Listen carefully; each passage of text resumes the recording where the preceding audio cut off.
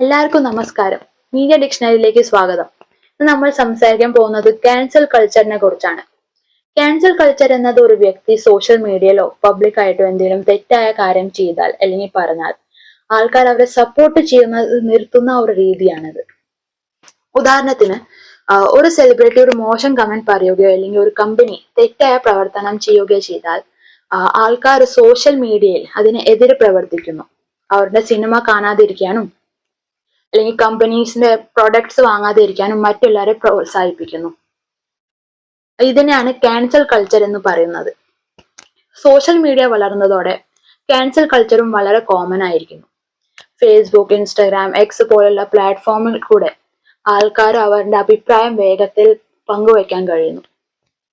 Cancel കൾച്ചറിന്റെ നല്ല വശം എന്താണെന്നാൽ തെറ്റായ കാര്യങ്ങൾ ചെയ്യുന്ന ആൾക്കാരെ ഉത്തരവാദിത്തോടെ നിൽക്കാൻ ഇത് സഹായിക്കുന്നു. അവർ ചെയ്ത തെറ്റുകൾ ജനങ്ങളുടെ ശ്രദ്ധയിൽ വരുന്നു. പക്ഷെ ഇതിന് ചില പ്രശ്നങ്ങളും ഉണ്ട്.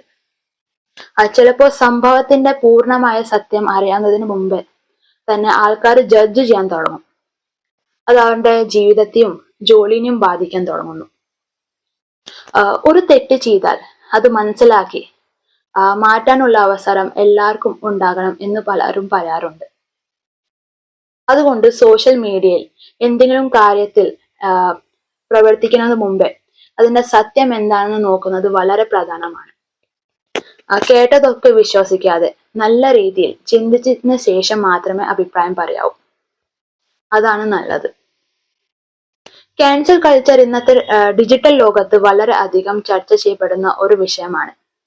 അതിന് നല്ല വശങ്ങളും ഉണ്ട്, പ്രശ്നങ്ങളും ഉണ്ട്. അതുകൊണ്ട് നമ്മൾ എപ്പോഴും ഉത്തരവാദിത്തോടെയും വിവേകത്തോടെയും സോഷ്യൽ മീഡിയ ഉപയോഗിക്കണം. ഇതിനെക്കുറിച്ച് നിങ്ങളുടെ അഭിപ്രായം എന്താണെന്ന് തീർച്ചയായും അറിയിക്കുക. നന്ദി, നമസ്കാരം.